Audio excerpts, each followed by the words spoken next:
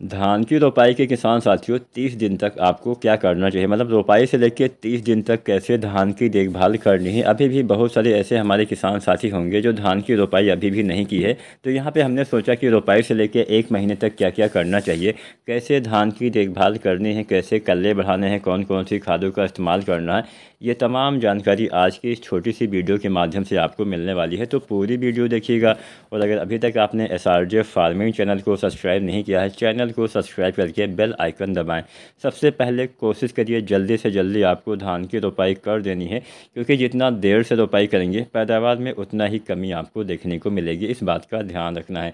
तो सबसे पहले क्या करना है, सबसे पहले किसान साथियों सभी खादों का इस्तेमाल रोपाई के समय ही करना है। DAP डालते हैं तो DAP डालिए, NPK डालते हैं तो NPK भी बहुत तरह के आते हैं, 12 32 16 10 26 26 14 35 14 20 20 0 13, तमाम तरह के NPK भी आते हैं।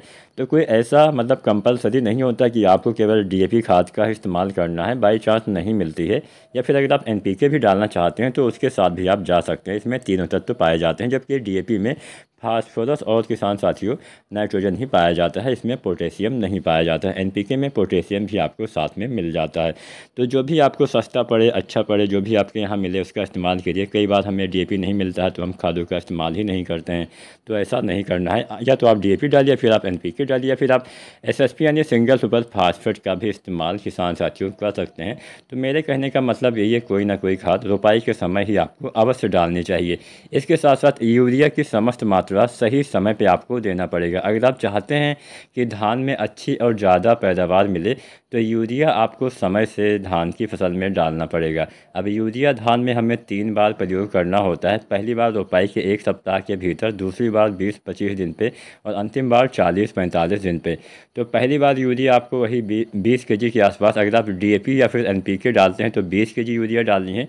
वहीं अगर आप SSP यानी सिंगल सुपर फास्फेट रोपाई के समय डालते हैं तो यूरिया 30 से 35 kg रोपाई के समय ही आपको डालनी चाहिए। अगर आप DAP या फिर NPK डालते हैं तो रोपाई के 1 सप्ताह बाद भी आप यूरिया डाल सकते हैं या फिर 10 दिन के अंदर आप डाल सकते हैं, क्योंकि SSP में किसान साथियों नाइट्रोजन नहीं होता। इसलिए आपको नाइट्रोजन की पूर्ति के लिए यूरिया जल्द से जल्द और थोड़ा सा अधिक मात्रा में प्रयोग करना होता है।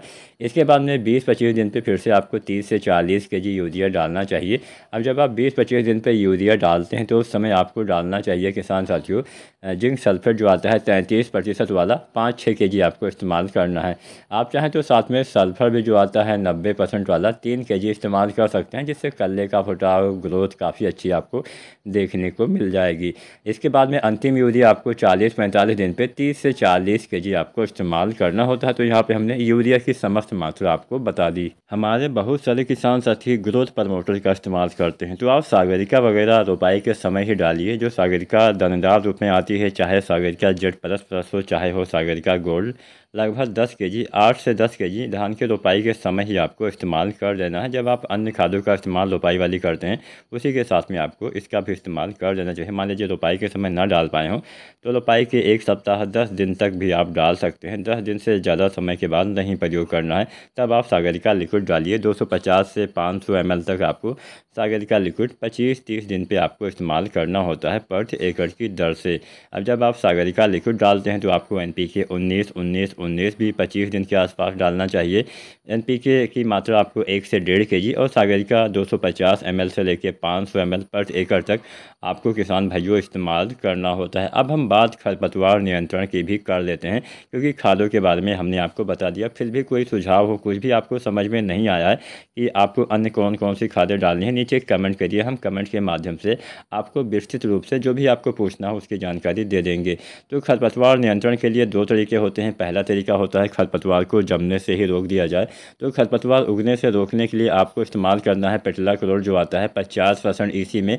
इसकी 500 ml मात्रा यानी आधा लीटर मात्रा 200 लीटर पानी में घोल बना के प्रति एकड़ की दर से आपको छिड़काव करना होता है। इसके छिड़काव के समय खेत में पानी भरा होना चाहिए 3 से 5 इंच तक, और ये जो पानी है 4 से 5 दिन तक लगातार भरा रहेगा, तभी ये दवा अच्छे से काम कर पाएगी। इसके बाद में मान लीजिए खरपतवार उगाते हैं किसी कारणवश, तो खरपतवार उगने के बाद जब 2 से 5 पत्तियों के खरपतवार हो जाते हैं तो इस अवस्था में बिस्पारी बैग सोडियम 10% SC की 80 ml मात्रा 200 लीटर पानी में घोल बना के छिड़काव करना होता है। इसके छिड़काव के समय खेत में पानी भरा ना हो, इस बात का ध्यान रखना है। धन्यवाद।